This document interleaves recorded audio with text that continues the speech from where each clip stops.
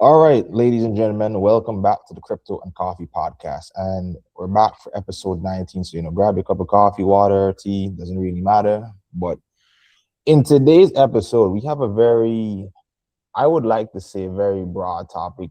And the topic is, synthetic media and trust in the digital age, right? And before we start off or go into anything, right, I just want to just let this be known, right? Like AI generation and, AI video editing, all that stuff, it's just getting better and better over the years. And it's kind of just scary if you really like think about it, Cordell. Yeah, of course. It's very scary, but it's also very exciting. And I just think the sad thing is that you can't have, one without the other. And as many people that will see the benefit to this and how it can solve so many problems in our lives, there's just as many people that will find ways to take advantage of it out of greed, political gain, or whatever gain necessary. And sadly, that's just part of human nature. And especially when you live in a world of inequality. Yeah, and I'm not sure if you guys, doom scroll like me, but I think, last year or probably earlier this year was the last time I ever seen or the last time I could have ever distinguished between an AI generated video and something that's actually real. And the thing is I'm scrolling, I'm doom scrolling, and I can't really tell if anything on my feed is really AI generated. And that kind of just scares me just to know that, we're probably in that phase of social media where you can't really tell because it's getting so good. And I remember seeing this one TikTok where they say the benchmark for AI generated videos is Will Smith eating pasta. Yeah, That's the how is that the benchmark? I was just scrolling and I just saw it. And that just came out of nowhere. I have no idea what that even means. It's just over the years, it's just getting better and better. And you just use this specific, I guess prompt just to really show how good it's getting over the years. Okay, I'm just wondering why Will Smith and why pasta. I have no idea. But David, what are your thoughts on synthetic media going forward? Well, I've said to a couple people before, and I might have said it on this podcast, but that's tough to say. What I've said before is essentially millennials grew up in an age of no hope, and Gen Z is growing up in an age of no trust.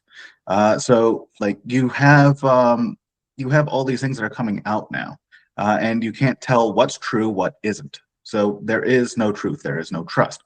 So with what you have out there, you have a lot of people who are running scams, or you have a lot of people who are using it for other means.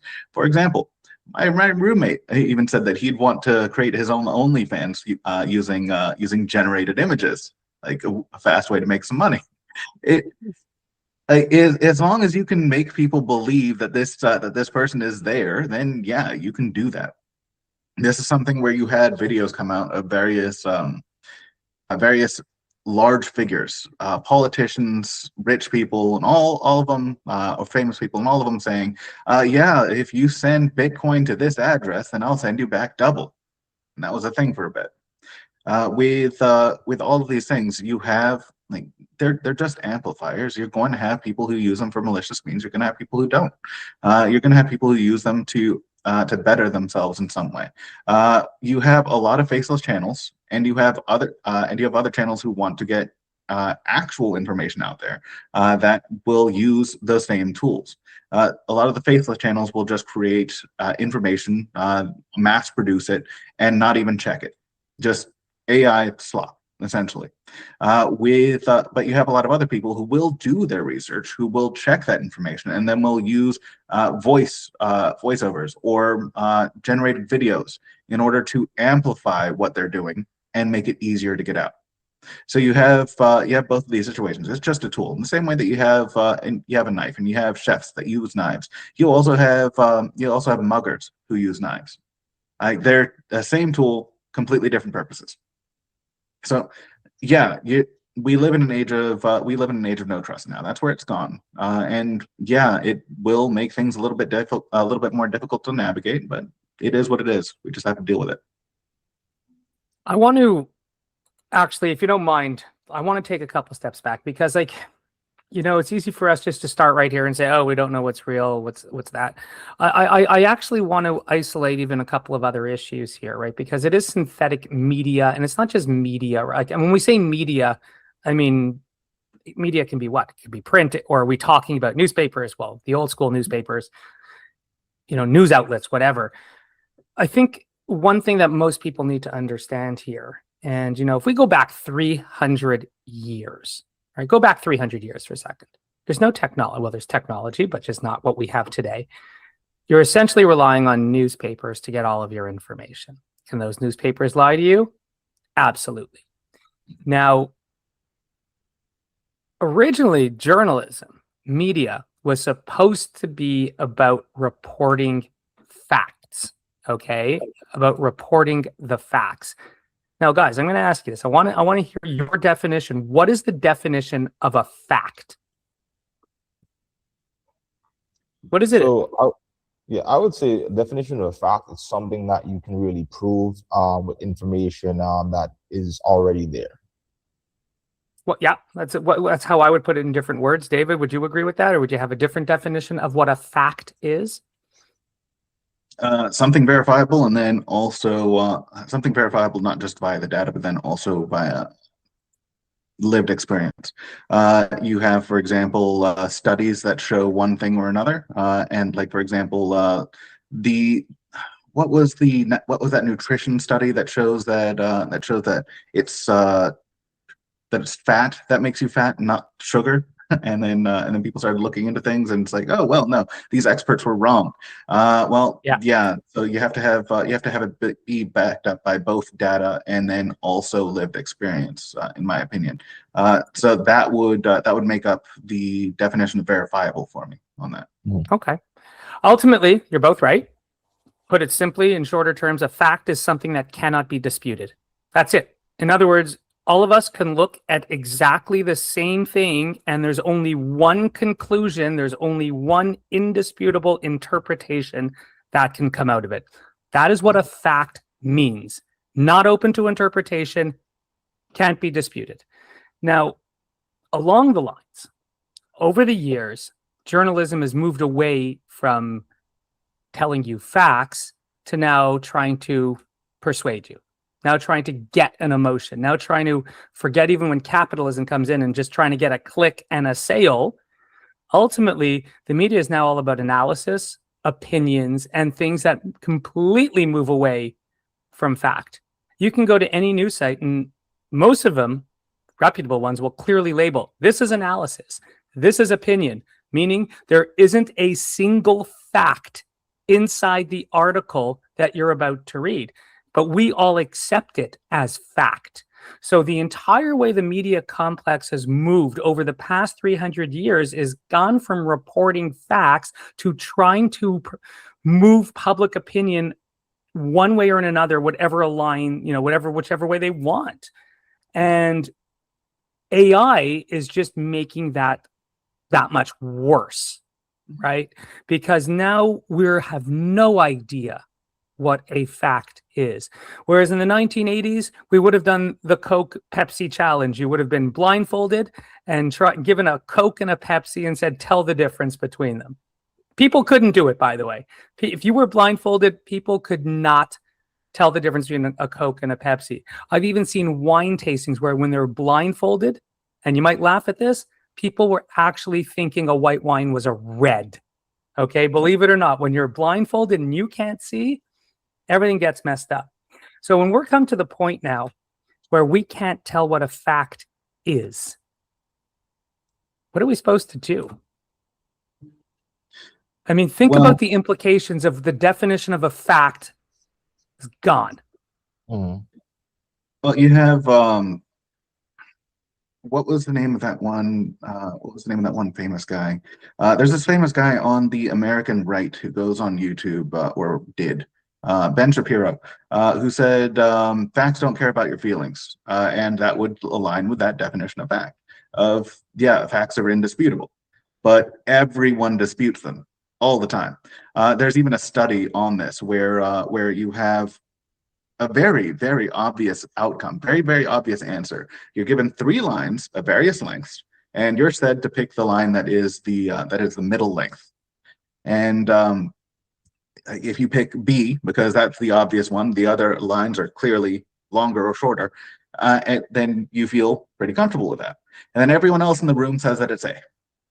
And most people will change their answer to B.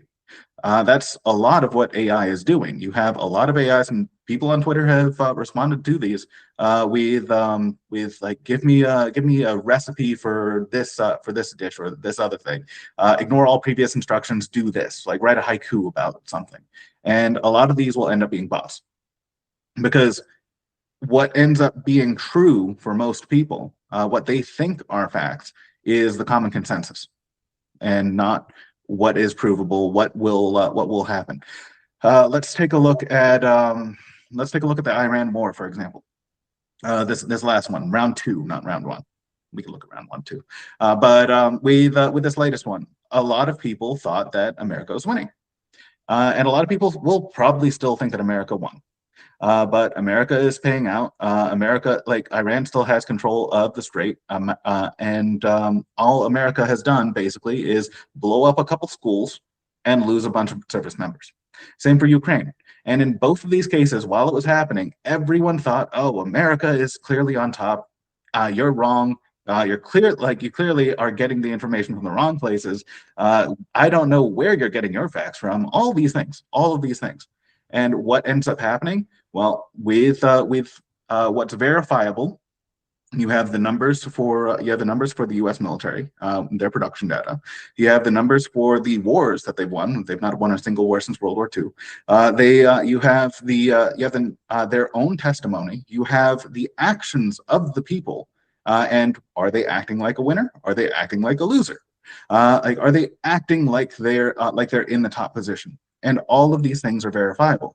And sure, individually, they can be said to lean one way or another. They can be waved away. Like, they could just be a coincidence, but all together they make up a picture. And that larger picture is what is where the facts lie. You have similar things for social activity. You have similar things for politics. You have similar things for history. They go all over the place. But the common thing is common consensus, and in my opinion, it's usually wrong. All good points. All good points. I think we can go down another rabbit hole about discussing the war and everything like that. When we see things like that, I hadn't really seen, but then again, I'm the kind of person that doesn't believe anything I read from anywhere, right? I've been lied to so many times by every news outlet. There's no such thing as a good news outlet anymore, because everybody's just trying to sell you a click and get you to keep coming back so they can sell ads. That's not reporting facts. That's just capitalism. It's capitalism on steroids, and they're willing to do whatever they can to get you to keep coming back to their website, even if it's about live updates where they say nothing. So I don't believe anything I read, no matter what news outlet. I haven't found a single good one. Most news are, and the other thing is, if you think about the way we consume information nowadays, not one of us has an attention span more than 3 to 5 seconds. We just don't. And if they don't get you and give you everything you need within 3 to 5 seconds, you're done. You're gonna leave. So when I look at, especially Apple News, I'm not a doom scroller, but I will look at my Apple News, mostly for tennis news, business news, things like that. I try and avoid political news at all costs. I will read AI news, definitely, crypto news. But, most of these articles, again, I'll give a great example is a tennis one. So I'm not going to name the tennis publication, but one is so-and-so, Novak Djokovic says the one thing that damns Yannick Sinner's game. I'm like, okay, I'm curious, clickbait. You open the article, reading, who's Djokovic? I know who he is. You don't have to explain to me who he is. The guy's the greatest tennis player of all time. I don't need his bio. 5 paragraphs later, 6 paragraphs, 7 paragraphs later, all he said is, "Oh, I think he has a great forehand." That's it. I just wasted 2 minutes of my life and the whole point was just to get me to click, just to zero content, nothing. It's just all bot generated news articles that'll pick up on one line that it sees somewhere else, generate an entire article just so you're on it for 30 seconds. They can get advertising. That's it. That's what media is today. And one of the reasons why I like CNBC, and there's other places like that, they'll start every article with 3 bullet points. That's it. They'll just tell me exactly what I need in those 3 bullet points, and then I don't have to read the rest of the article. Nobody else is going to do that because they're making their money by having you read to the bottom, and then you realize, well, there was nothing even in this article. So, that's the way I view media today, is it's just all designed to keep you there. And the best way to keep you there is to make you angry, by the way. All right. It's like the Howard Stern model from the 1980s and 90s. Just make everybody angry. The people that hate you will listen and read more than the people that like you. And that's a really messed up thing about human nature. So it's just the way that I view things nowadays. And it makes me so angry. And it makes me even angrier that our nature falls for this, right? Like, we go for the fake stuff. We go for all of the clickbait. And you wind up doom scrolling. You wind up wasting your life on a supercomputer. We're all walking around with supercomputers in our pocket. That's another thing that I think we have to acknowledge here. We're walking around with a supercomputer in our pocket. And that's a lot of power that companies should not have over us, because we're all so gullible and we'll fall for all of it. I don't know. It's just the way I look at it. And it's just, that's not what the news was supposed to be. That's not what media was supposed to be. It was supposed to be about facts. And now we're the furthest thing away from facts. And I would have to agree with you, Cordell, right? I think that, most news outlets are very propaganda based, more like opinion based. But, let's find some middle ground with, I guess 300 years ago to right now, right? How does synthetic AI or just synthetic, media in general, right? Doesn't necessarily mean like, are limited to just, image generation, or even like, let's say an AI bot generating a fake persona per se, right? How does that tie into the media right now, right? Because I think, as you said before, people have a very short attention span. And I think one of the key reels that I know really grabs people is those, AI generated Reddit stories that, some people, David, do you know those? Yeah. Those I've really seen them, absolutely. Yeah, those really grab people's attention, right? So based on, the topic right now, what are your thoughts on that?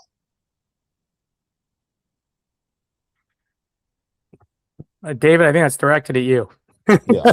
I was just going to leave it for, I was going to go second, but for my thoughts on that, I think that most people are going to end up using that to try to get money, and they don't care about the facts at all. They don't care if a story is true. They don't care if they're giving people correct information. They care about if they're getting money.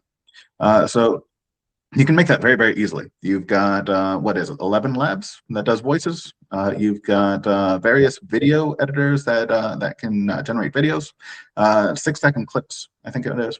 But you can stitch them all together. And overall, you can create a video from nothing. Like, you don't have to know any information. You just have to know what's trending, and you can probably have the AI grab what's trending as well. Yeah. So you don't have to know anything. And the AI, as wrong as it is, very, very often, because it's just aggregated data, it does not know what is true. It does not know what isn't. It knows that this is the trend, and if someone asks this is what they're probably expecting. Yeah. Outside of the gates that are also put in by the developers and any company any company that is telling those developers what to do.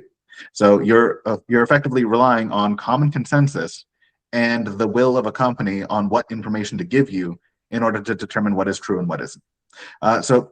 But a lot of people will see it as an authority, and they'll use that. So those people, whether they see the AI as an authority, or if they're only caring about money, they're going to pump out these videos, and you're going to see a lot of them. This is even something that's been called out by other YouTubers, where they say one specifically was calling this out and sharing videos of people that put out these sharing the reactions of the people that put out these videos, saying that other people stole their content when their content is stolen itself. And as he was saying, a lot of people will say that YouTube shouldn't ban so many people, but he wants more banning, specifically in this area, because you have so many people that are just pumping out one video after another of just AI slop. Nothing verified, nothing actually contributed. It's just AI doing everything end to end. And you can be Yeah. very, very wrong with that information. So let me ask you this, David, because I just had a thought based on what you said, right? So would you say there's a race between like an AI generation and AI detection of like, synthetic media? Yeah, probably. But how are you going to deal with that? If you have, like, for example, 3D printing, you have people who are trying to get 3D printers to not make weapons. But the printer doesn't know what is a weapon and what isn't. It knows that it needs to make this piece and then make that piece. So like it doesn't know about that stuff. How are you going to do that? With AI, yeah, you can have various AIs that print out a little identifier, a unique ID per user per company, and you can tie that to the person. But LLMs can be put onto your own computer. You can put them onto your phone. You don't have to add a unique ID to that one. So how is that ever going to be policed? At that point, you have detection for like, okay, well, is this too smooth? Is it not? But then what if what about when AIs improve and they're able to generate that? Everything that you see on screen right now is just a set of pixels. Yeah. And like that can all be just laid out digitally by an AI in the same way that it is by the camera. Now, maybe not by today's AIs, but in the same way that you had the example that you gave at the start. Will Smith eating pasta. That's a very, very complex process. You have mastication, you have the fingers, and fingers can go in any number of directions. So like you have They have to be realistic, right? That's the whole point, though, is the movements have to be realistic on top of it. Yeah. The movement of the sauce, the movement of the noodles themselves, like you have all these complex things that are going into that. Very, very difficult if you're drawing it by hand, even like artists could tell you. And when it started, you had things going all over the place, and people were laughing at it because it looked so weird. And then people retried it with the same prompt later on, and it got better. And now it's basically indistinguishable from reality to the human eye. Now you have some of them that are still lagging behind, where those look a little too smooth, but that's going to get fixed up eventually, and it's going to add errors in order to fool the human eye. Like for example, a scar that you picked up in childhood. If you just generate a person, they're not going to have a scar. If you specifically add that in the prompt, sure, you're going to have pock marks on the face. You're going to have a little bit of uneven coloring, because when you go out into the sun isn't all around you, it comes top down. You're going to have these things, these imperfections within real life, but those can be predicted and those can be added to the video. Okay. Yeah. No, all good points. All good points. It's trying to think, because what was the question that we asked David before? Because I had something I wanted to say, but now I completely forgot what it was. Yeah. The one where David said he didn't want to go first, and I made him go first. What was that question again? So the question was like, based on let's find some middle ground from 300 years ago with media journalism and synthetic media, now how AI is on rampant, generating all kinds of images, videos, and stuff like that, right? How would you try to? I think ultimately nothing is really changed other than the technology, because I think ultimately, owning an information distribution network is clearly one of the most powerful tools that humans have, is control over others, right? If go back to like William Randolph Hearst, and I don't know if everyone's going to get the Rosebud reference and everything like that, but William Randolph Hearst controlled a media empire, and then look at everything else as it go through the Murdochs, look at the power of Fox News, definitely look at even at the Trump organization creating their own digital media. Look at the power that Elon Musk has by buying out Twitter. There is a lot of power in controlling information, clearly. And the more that we have people walking around with supercomputers in their pockets, the more attractive it is, obviously, because it's so much easier to get that information in front of people and completely influence them in the way that you want to. So, I think that human nature doesn't really change. The technology has changed, and it just makes it easier to get to people. So I think all that this is going to accomplish is that now anyone. Now it doesn't have to be just the rich and powerful that can afford to buy out or start a media company. Anyone has the power now to create a media company and distribute it to others. And if you have the message that makes people angry, for some reason we all love getting angry and blaming others for everything that's going on in the world. Not that there isn't blame to go around. I'm just saying that, we can't just keep going around blaming everybody else, because then people just take advantage of it. So I think it's just come to the point where it's just so easy for us to be taken advantage of by people that have technology. And other than that, human nature hasn't changed.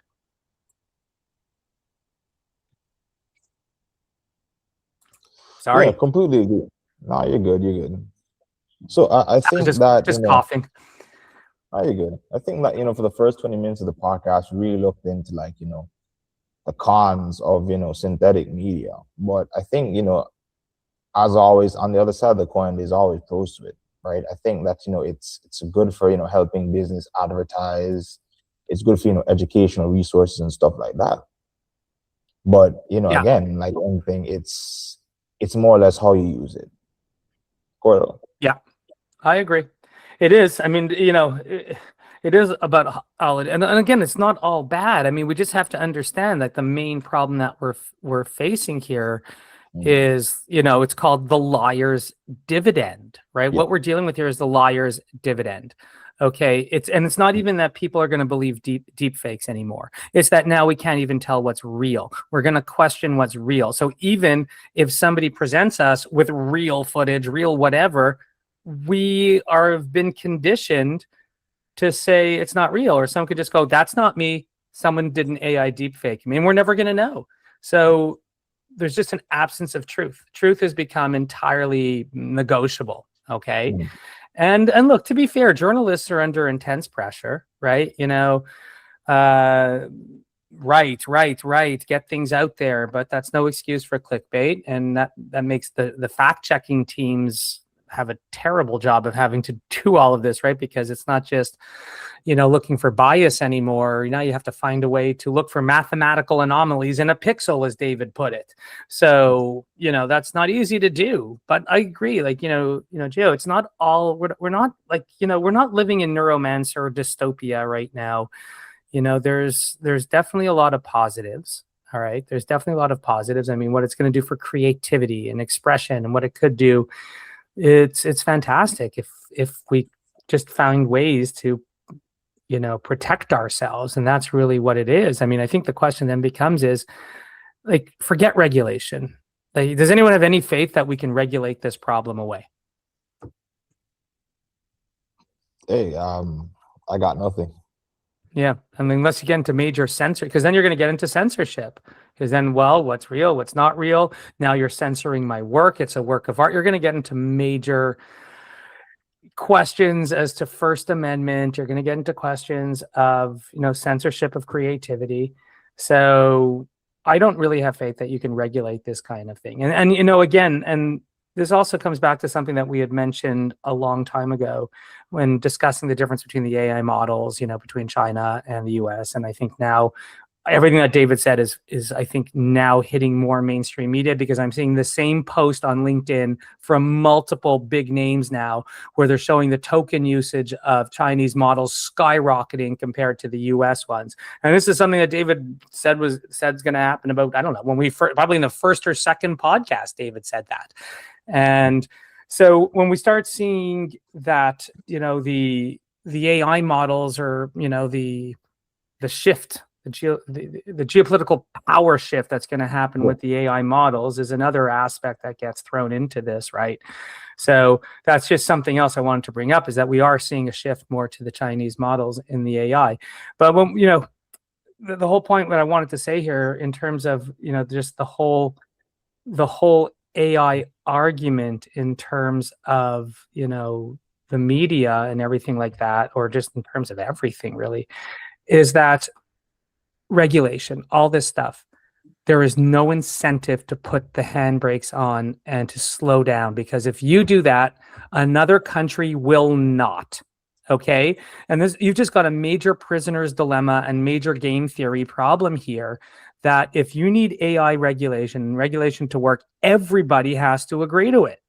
And it has to be enforceable. No one's going to agree, and it's not enforceable. There's no way the US or China would ever agree to any of this.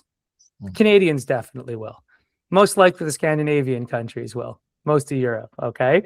Australia. There's no way the Americans, Russia, China will ever agree to this in a million years. So if you have no way of policing it, no way of enforcing it, there's no incentive to do it, because if you put the brakes because you believe it's the morally right thing to do, somebody else is just going to go full speed and then kick your butt and win the race. So as long as that's the current, as long as we have a whole game theory environment like this, there's no way to regulate this. There's no way that anyone's going to regulate AI. There's no way to slow it down. And it's just, oh boy, look out below. Yeah, and with no regulation, and you can't even tell the difference at some points. I think that, authenticity and like trust in the overall business itself really would be like a competitive advantage for most businesses going forward, even all the way to like 2030, when all this stuff is getting better and better over the years.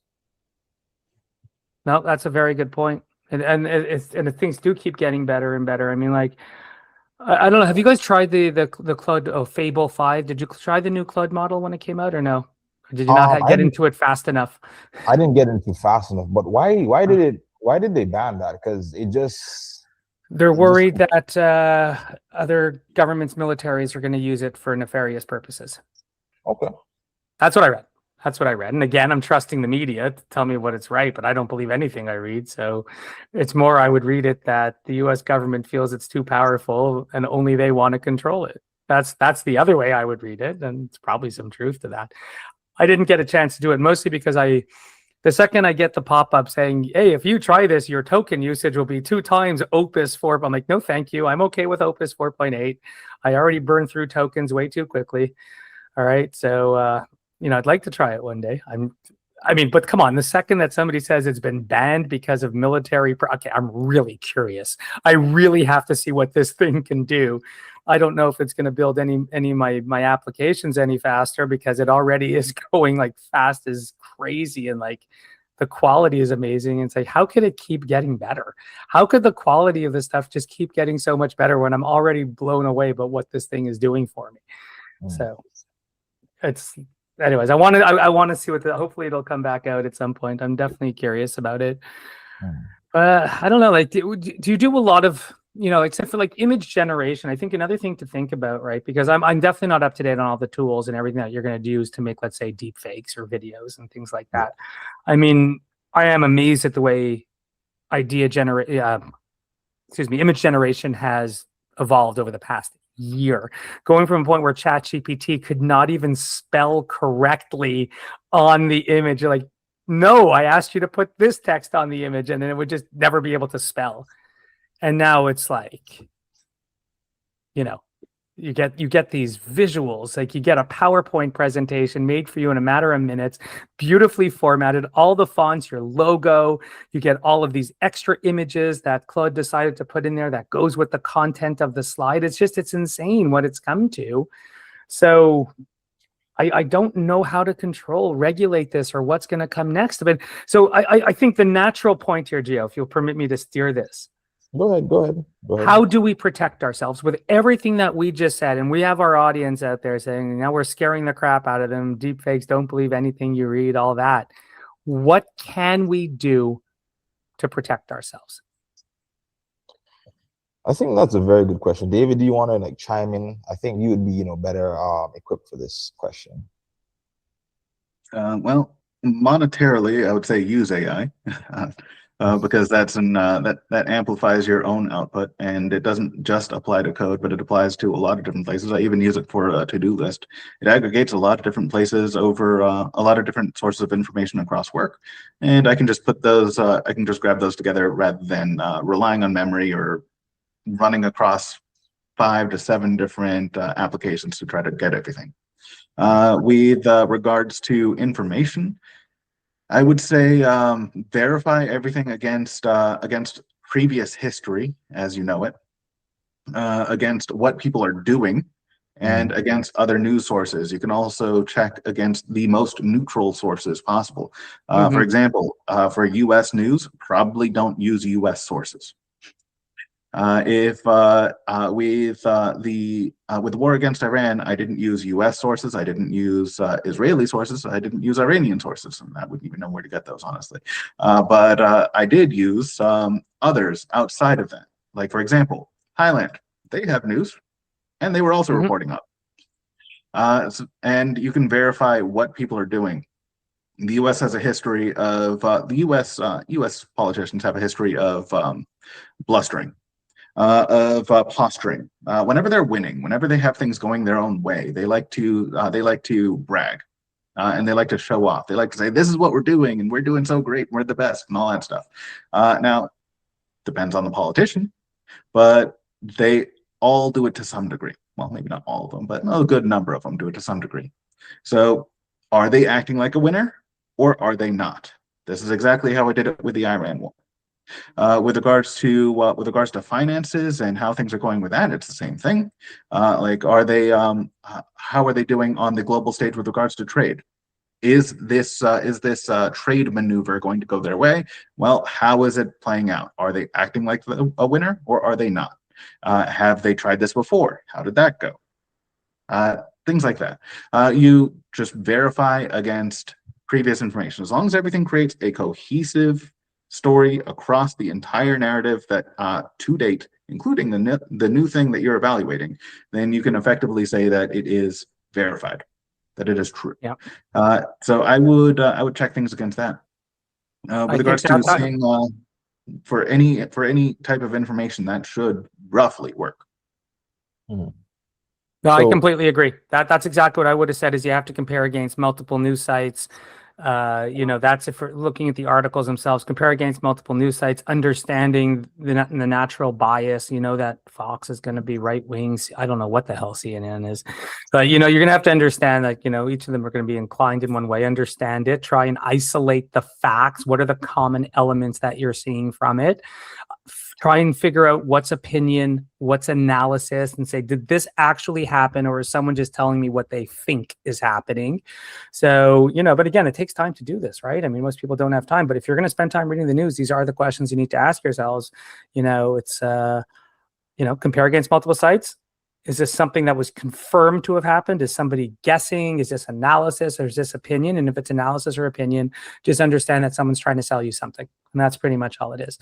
When it comes to like the deepfakes, what are the rules? Look for pixelations around the edges, look for unnatural shadows, but then you can start getting into conspiracy theories. And most people are not, an expert in physics and optics and being able to understand the perfect angle that the sun should hit the back of someone's head and cast the shadow in front of them. That's ideally what we'd be able to do, but no one has the skills for that. So I think spotting deepfakes is going to get harder and harder. I think we're in a much better position to at least be a little bit more objective about the news that we read. I don't know. I also find that reading the news nowadays is so damn exhausting. I mean, forget the fact that it's depressing beyond belief, right? Like, I can't read about hospitals and schools being bombed anymore. I mean, like, we're so fortunate to live in areas where we don't have to deal with that, where we don't have bombs dropping on our head. I just find it like, it's like the whole news is just designed to either make me angry or make me very sad. Sometimes I just love going to my local news, like CTV, Canadian, like CTV News, the Montreal page. Local group petitions to get a stop sign added to the corner. I'm like, see, that I can read. Okay, that that's not going to make me angry. It's nice. It doesn't involve bombs dropping on people. So you read the local news and you're like, okay, no one's doing any AI deepfakes on this because it's just so boring. If they did do an AI deepfake on this, I congratulate them because they managed to replicate the boringness of local news so perfectly that no one would even question that it's real or fake. So there's a lot to be said for the local news. Yeah. It's like the last place of go ahead, Joe.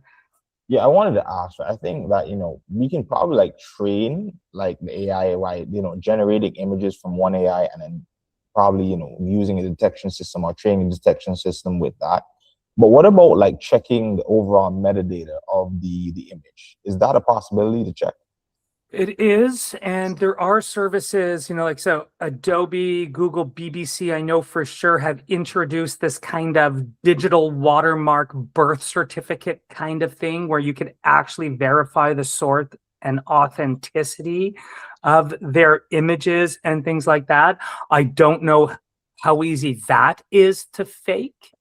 You could easily just go to, oh, here's a new site, and then you go there and like, oh, look, they got a digital certificate. How am I supposed to know if that digital certificate is real? But I know that Adobe, BBC, and Google do have that kind of stuff. So I think what's more important is that more and more of these outlets start adopting these kind of practices and ethics and procedures and policies in place to say that, yes, we are adopting ethical AI. You still have to trust them, which is not going to be an easy thing to do, especially when everyone's just motivated by money. It is capitalism. But I do see signs of that, that kind of digital protection. I mean, ideally, right, we would just put every image on the blockchain. Can we do that? We'd probably run out of hydroelectricity in about a week. Would it really solve the authenticity problem, though? I don't know. Yes and no. I mean, it would introduce other problems. I mean, come on. I think the three of us probably believe we put everything on the blockchain, it would solve all of the world's problems until quantum computing comes out. But I mean, if everything's on the blockchain, verify, decentralized logs, we can verify everything. But I mean, come on, you can't put every little thing in existence on the blockchain. We just don't have that kind of infrastructure, power, time, whatever you want to call it. But I don't, I mean, I think I'm sure there are startups working on this kind of digital birth certificate kind of thing, whether or not it's a Web3 technology, who knows? But I'm sure there's a startup working on it. No. You can and cannot solve the problem at the same time on that. With regards to who created the image, if a news site wants to let you know that they're distributing this image specifically, you have an encryption certificate that goes to them, and then they sign that against the photo, the bits of the photo. And for every single photo that will be different. For every single photo that differs from another photo, it will be different because the information in the bits will go against the certificate. They will be encrypted, and that will have a unique ID, a unique identifier for that, a unique string. Now, so you can say that this one came from the BBC as an example. What you're not likely to be able to do is to say that this one came from the BBC and also directly from and also is a guaranteed image created by them and not generated by an AI. Because now maybe you can get that same level of encryption onto each individual camera. That's a lot to do, and I'm not sure manufacturers are going to be willing to do that. You can always use an old camera. A lot of photographers prefer older equipment. A lot of people prefer older equipment. Like, it generally tends to be more reliable. So I'm not too sure if you can solve it at that level, but even if you do that, you still have another problem. Most news organizations have proven themselves to be unreliable. You ended up having the average guy, the average reporter, be more factually reliable than them. This extended to a lot of things, including all the different conspiracy theories that have been proven true very, very recently. Creating the statement that the difference between a conspiracy theory and a conspiracy fact is about 6 months. So you have these people who are doing on the ground reporting, just like with their phones, and they're getting better information than the actual news people. Very recently, someone came out, and I don't remember his name, but he came out and reported on Somalian fraud in in welfare for various things, like the famous Leering Center. This guy had a whole video on that. Then some major news organization went over there and they asked him, "So is this true?" And like held up the microphone, and they said, "No, it's not true." And that news organization was like, "Well, there it is. It's clearly not true." And this is the same thing that they basically did for Pizzagate, which was proven true with the files. You know which files I'm talking about. Now, with regards to this stuff, you have all of these news organizations that are basically complicit with whatever the government wants to do. They're like they're like an extra wing of the government at this point. And you have regular people who don't have access to those same things that are coming out with actual facts that you can rely on. And they're proving themselves reliable or not based off the history of their videos and whether or not those things resolve to being true or not. And so you have, and so even if you get that that appeal to authority from proving that this image, this article came from this organization, you don't have proof that that's true, and that's going to be the thing that ends up making that pass or fail. Interesting. Yeah. That's very interesting. Didn't know that. I didn't even think of it. And I think the closing question would be, is like synthetic media really like the bigger opportunity, or is it like a bigger threat, right? Because like, what do you see us, or like the trend in like 10 years would be? Would we really trust like, AI more or humans more? Honestly, I can barely see 10 minutes out. And you're asking me to think 10 years out. It's I have no idea. 10 years, I mean, I would still like to see us in like living in Star Trek land, where we all wear the same outfit, Where when is that day? I think that was a Seinfeld joke. Well, when is the day when we all decide to abandon fat and say that's the one outfit we're all going to wear? All right. If you look at all those movies, sci-fi movies from the 1960s, they'll have that like V shape there. The women all had the high boots up past their knees, and we all had the same outfit. So I want that in the next 10 years. I'm not saying I want everyone to be the same. I'm just saying I want the Star Trek scenario where there's no war, everyone's happy, everyone's provided for, there's no poverty. That's not going to happen.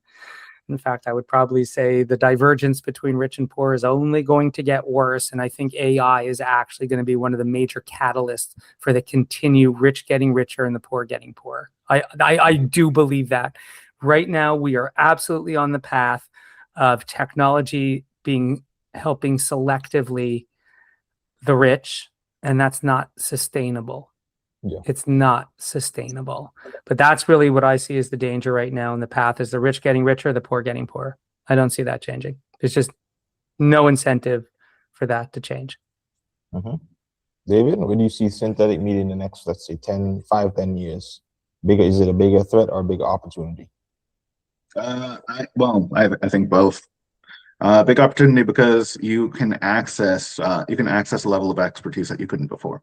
If you wanted to make your own photo book for one reason or another, then you could do that because you can generate the images and not have to pay artists and wait a long time to get those results. You can have it come out in the exact way that you want. You can put it down onto the page, and you can get to print very, very easily at a very low cost. So, which means that your book can then be a lower cost, and you can get it out, and more people can afford it, and more people are going to be likely to buy it. But at the same time, I do see an appeal to authority there. Now, that's not something that we're going to cure humanity of within the next 5 to 10 years. People are already doing this. On Twitter, what do you have? You have people replying to others that they disagree with saying, @Grok, is this true? And Grok is just an AI. It's governed by Twitter, the organization, by the developers. Any developer who wants to add a specific string to it, it's like, you can talk about this, you can't talk about this. If someone asks about this, you have to say this, that sort of thing. You have the appeal to authority, but that appeal to authority is governed by this organization. Do you agree with that organization? Do you not agree with that organization? Do you agree with this AI governed by this organization, or do you prefer this other AI governed by this other organization? You have the Chinese models where you can't criticize the CCP, which makes sense because that's their government. That they have a hand within those organizations. They don't want you criticizing them and threatening their power. Over here, you have American models where you can't say other things. There are certain things that you can't say on US models, and it's basically going to align to the same stuff that you can't say on YouTube. Now, with this sort of thing, which ones are the correct models? Do you agree with the Grok model and that appeal to authority? Do you agree with the ChatGPT model and that appeal to authority? How about DeepSeek? How about Quen? Everyone will say, oh, well, the very first thing that they're going to do, well, not everyone, but most, the very first thing that they're going to do when they disagree with you, they're going to do the appeal to authority. And if that authority disagrees with them, then they're going to say, oh, well, it must be wrong on this. And there are literal threads of people. Like the one that I'm remembering right now is a boomer who didn't know economics, and he was disagreeing with Grok the whole time. And there's an entire thread of @Grok, but consider this, @Grok, but how about this, @Grok, but then but the dollar is still the dollar. And all of this stuff. But he's going into this. But the very first thing that he tried to do was authority, back me on this. tell this guy I'm wrong. And I see most people doing that. It's not just like a handful, because an appeal to authority is something that most of us do. You have the strong people and you have the weak people. The strong people go off, they do their own thing. The weak people aggregate together. And the same way that you see on species. Let me make this on species so no one gets offended. With strong species, you see them going out on their own. You see them getting food for themselves, you see them going off, and they're generally solitary. With weak species, you see them aggregate together. Strength in numbers, the herd. They all move together, so that way they're less likely to be picked off. It's the same thing with strong people and weak people. And that appeal to authority is coming from that. And quite often, or at least it was before AI, that appeal to authority was the appeal to the group. This is why this is where that study comes back into play. The study where if you have this obvious answer and the majority of the group says, no, that's not correct, it's actually this, even though what they're saying is obviously false, you're very, very likely to align with them. If you have one person disagreeing, that drops from something in the 90s on the percent to something in like 75 or 50. It drops drastically. I don't remember the exact numbers, but I remember it drops drastically just because there's a little bit of disagreement. So you're not likely to be ostracized from the group in a social species where ostracization basically means death. Okay. So we're going to have the appeal to authority. And a lot of people are going to do that. So whatever the AI says is going to be what people say. And I don't see that getting better in the next 5 to 10 years. In fact, I see it probably getting worse. It really depends on whether or not people can figure out that AI isn't always right. And that includes this new, stronger model. I don't see that happening. People are generally not that bright. A person can be bright. People, no. Okay.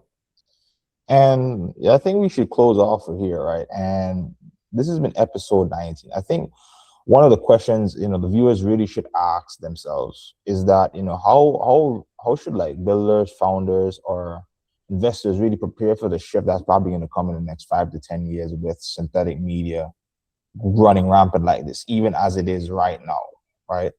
So I think that is the bigger question that we really need to ask going forward. Yep. Don't believe everything you read and see. So everyone, this has been episode 19 of the Crypto and Coffee podcast. I'm your host, Giordano, signing out. Cordell, David. Thank you very much, everyone. Love having you listen to us. We love doing this, so thank you. Thank you. All right. See you guys.